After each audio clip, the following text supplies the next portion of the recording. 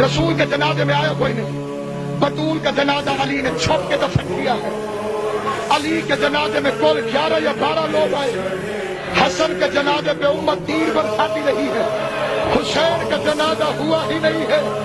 70 قدم پہ بہن سر پہ قرآن رکھ کے قاتل کی منتیں کر رہی تھی، نہ مار. میری ماں نے چکیا 20 کے بالا ہے.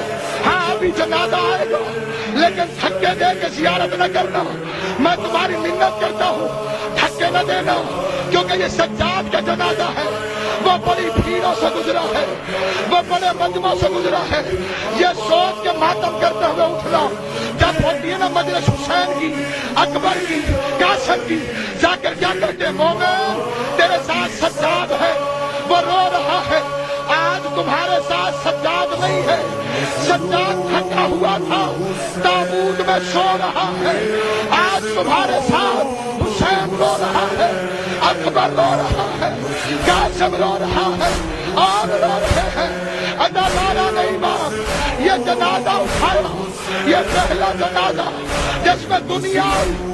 وکیل میں جنازہ پہنچا، محمد باقر نے ہاتھوں میں اٹھایا.